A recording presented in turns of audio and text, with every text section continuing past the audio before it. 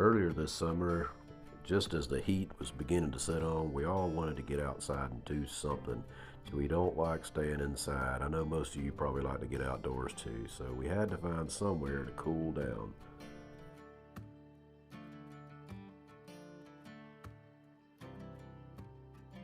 So I got one of my girls driving me or chauffeuring me down the dirt road and just enjoying the breeze blowing in our face, trying to cool down just to find anything, we're discussing where we're going to go, and we finally decided that we probably would just like to take a trip over to a spring, maybe Ponce de Leon or somewhere.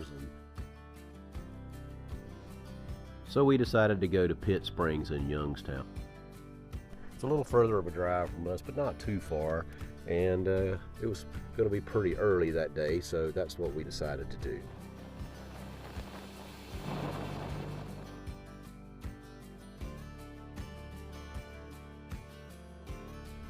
We got lots of farmland around here, plenty of cows.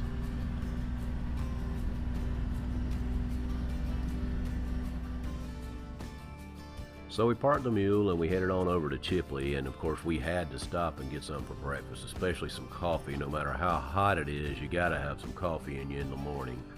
We left there and we headed on up to Pitt Springs from Chipley.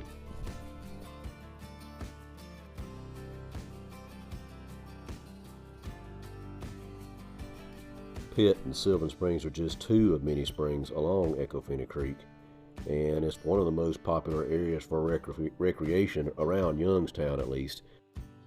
The spring vent is located just north of Highway 20, where it is submerged under the limestone ledge into a 40-foot diameter pool which runs into the Ecofina Creek on the west side. The day we came was pretty early in the morning and there wasn't a lot of people there, but by lunchtime the crowd was really starting to pick up. So if you're interested in swimming, I would recommend coming early, and if you're interested in grilling, you better get there real early in order to get a grill, because there's limited numbers of those. Parking is limited as well, although they have added a newer parking area out by the highway, so that helps there.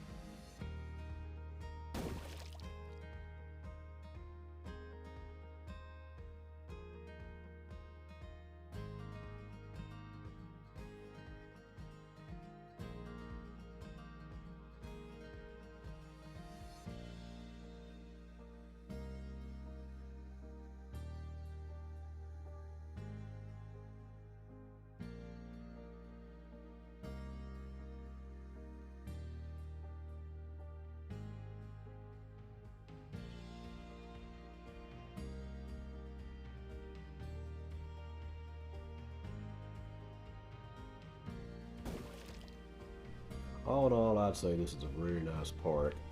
It's a small park, but it is very nice, and we've been here many times and do intend on going back. Take off.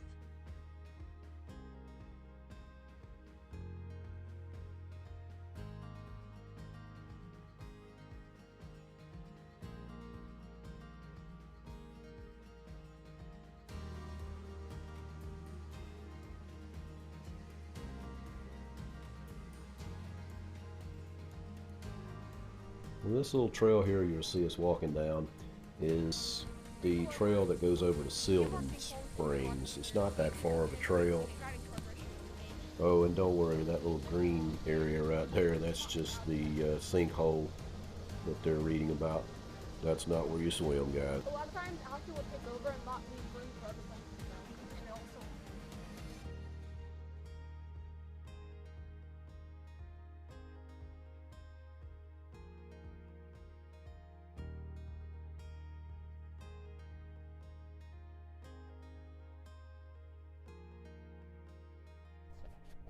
Now this is where you could put in your tubes and you could go down the creek from here, or you could actually float around this little, it's not too far on around to Pitt Springs where we just came from.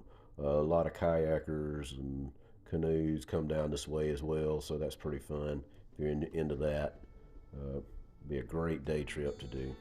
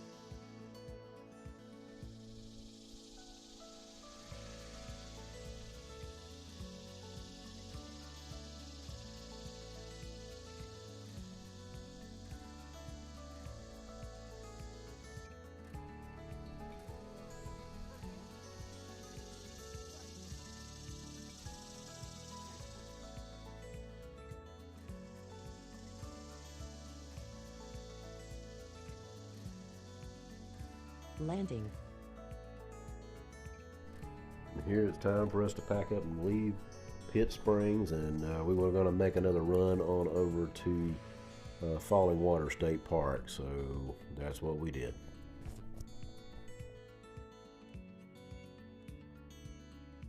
Falling Waters is right off of Interstate 10, and if you're nearby, you should really stop in and see it. It's only, I believe, $4 to get in for the day for one car.